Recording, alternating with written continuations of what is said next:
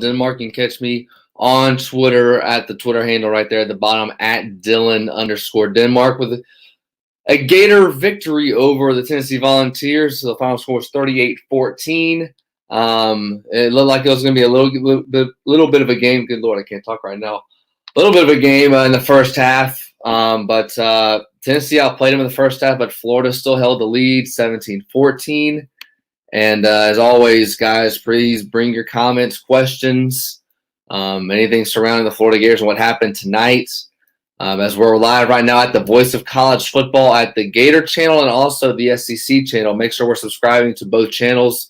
Thank you guys for always watching. We're about 13,000 subscribers on the SEC channel, trying to get our Gator page up to around 1,000 subscribers. So let's make sure we're doing that and make sure we are liking the page as I'm trying to wait for a couple more minutes before we get the show rolling. But I thought Florida played pretty well. There were obviously a couple of things I wish Florida would have done a little bit differently. Defensively, the secondary is still a huge question mark. It's huge. There was a couple open field missed tackles they had on the screenplay where Tennessee scored that first touchdown. The second one was a busted coverage. No Kyer Elam, obviously no Ventrell Miller, as he's not expected to play for the rest of the season with a bicep injury. But Florida, other than those two big plays, played particularly well. And Tennessee, statistically, understanding that they played Bowling Green, another Cupcake, and Pitt, had one of the best run defenses in the league. And Florida ended the game with almost 300 rushing yards, and Emory Jones had about 150, the highest he's had since in his career. So that was a good thing. But Florida's continuing to do what they do, come out, play well. Obviously, take out the Alabama game, but if you look at Florida's three teams they've played that they've had better talent than USF, FAU, and now Tennessee. They come out, first drive, go right down the field. Obviously, they didn't get USF, but every other drive after that, Florida played well in the first half. And then, but Florida's played really, really well. Offensively, running the ball. Offensive line's played really well. Malik Davis has been the main ball carrier for Florida at running back. I want to get more into this as we go on with the show, but I don't understand why Dameon Pierce isn't getting more touches.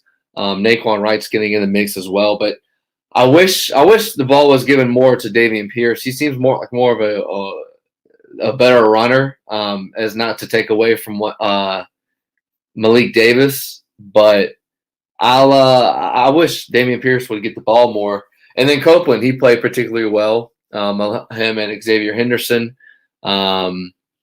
As I see a lot of you guys' comments already moving forward to the Florida-Georgia game. Guys, there's a lot of ball to be played before we get to Halloween, late October, early November between Florida and Georgia. As we've seen a lot of upsets so far in college football.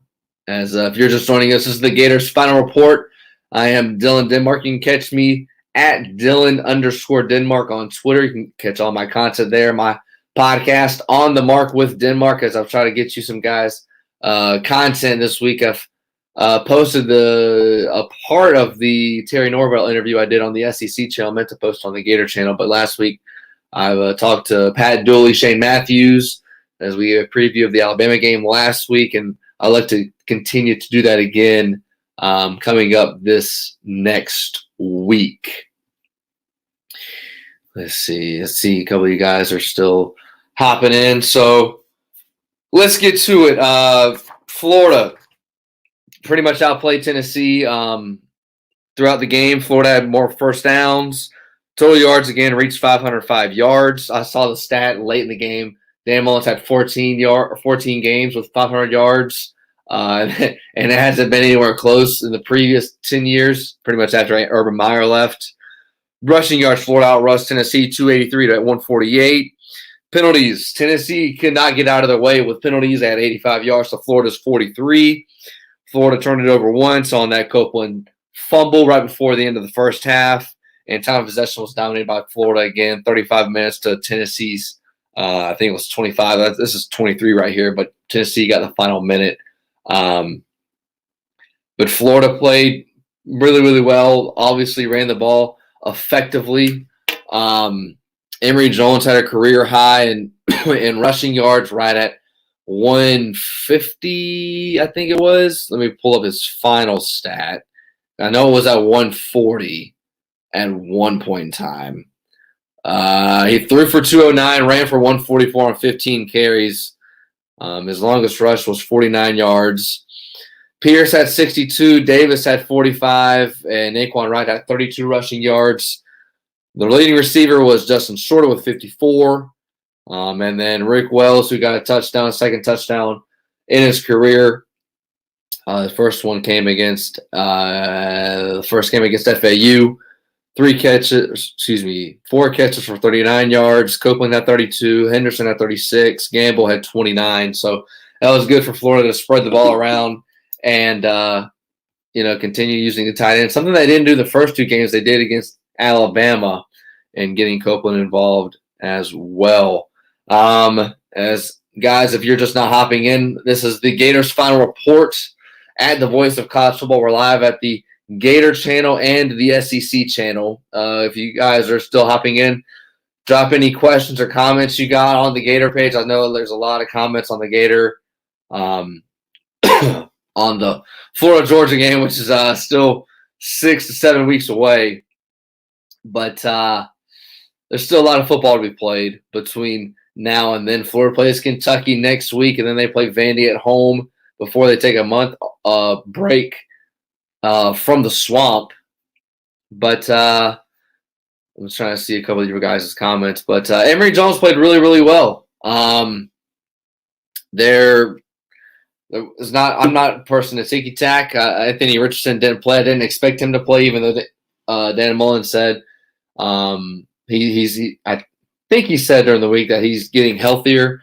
With a hamstring injury, you're not, especially with the asset Anthony Richardson is, I don't expect him to play probably next week. He might get 1 game in before Georgia. The biggest thing for Florida right now is hoping he's 100% healthy for that Georgia game. But obviously, there's a lot of football we played before then. But I didn't expect him to play. I know some people expected him to play off of Dan Mullen's comments, but I